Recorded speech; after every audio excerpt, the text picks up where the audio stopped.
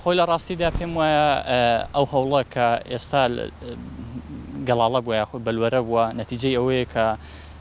گەلی ئێمە لە مێژوویەکی دوور و درێژدا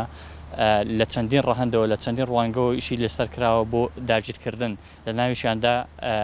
داگیرکاری عەقڵی یاخود داگیرکاریە کە کاریگەری بکاتە سەر بیر و بۆچوونی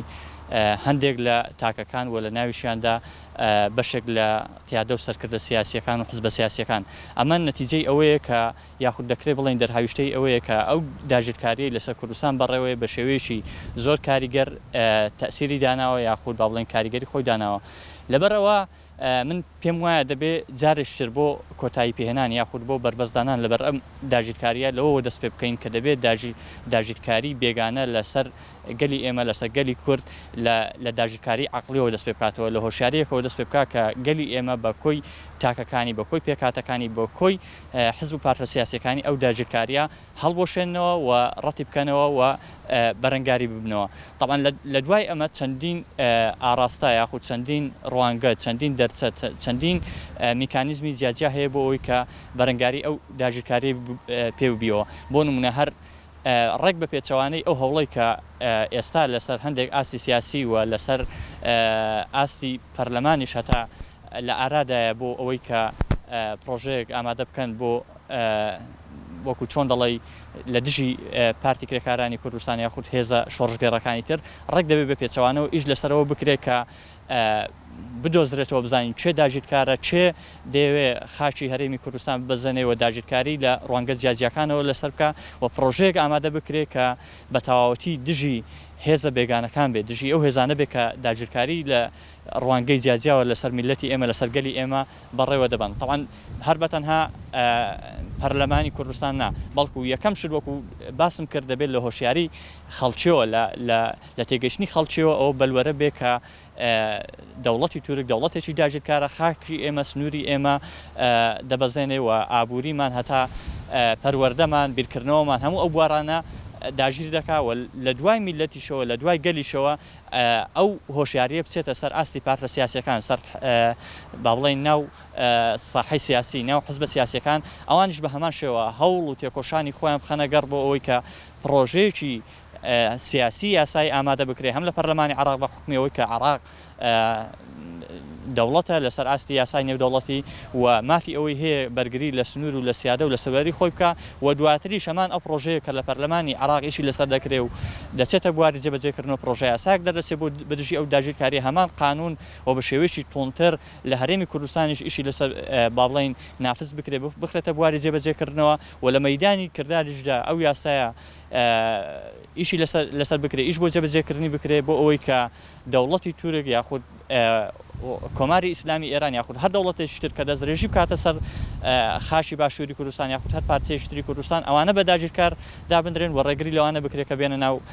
خاشی هەرێمی کوردستانەوە نەوەک هێزە شۆڕژگەڕەکانی تر لەبەرەوەی ئێمە بەتایبەت لە باشووری کوردستان بە خۆمان یعنی ئەو ئەزمونەمان هەیە هێزەکانی ئێمە هێزە سیاسەکانی ئێمە پێشتر بەردەوەی کە ڕاپەڕین بکرێت بۆ خۆیان لە پارچەکانی تری کوردستان درێژیان بە خەبات داوە لە باکووری کوردستان بوون لە ڕۆژهەڵاتی کوردستان بوون لە ڕۆژاوای کوردستان بوون هەتا لە وڵاتێکی وەکو بێگانەی وەکو وڵاتی رووسیا بووین لەوێەوە ینی خەبات تێکۆشانی خۆمان کردووە هەتاوەکو با بڵێن لە شوێنێکدا ڕاپەڕین دروست بۆ ئەم هێزانە هاتوونە سەردەسەڵات ئەمڕۆ بە هیچ شێوەیەک ڕەوانیە کە حزبە سیاسیەکانی ئێمە یاخود با بڵێن هەندێک لە سەرکردە و لە قیادە سیاسیەکانی ئێمە یاخود بە تایبەتر شەرمێکی سیاسی زۆر گەورەیە بۆ پەرلەمانی کوردستان کە دەست بۆ شتێکی لەو شێوە بن کە پارتی کرێکارانی کوردستان پەکەکە یاخود هەر ڕێکخراوێکی تری شۆڕژگەر بە بێگانە یاخود بە میوان بزان لەسەر خاچی کوردستان بەڵکو تاکید دەکەمەوە دووبارەی دەکەمەوە ئەوەی داگیرکارە ئەوەی میوانە ئەوەی کە دەبێت پاشەکشەی پێ بکرێت دەوڵەتی تورکیا لەسەر خاچی هەرێمی کوردستان ئەو بەرەنگاریەی کە لە مێژووی کۆن و نوێی ئێمەدا هەبووە یعنی هەمویان دەکرێت بڵێن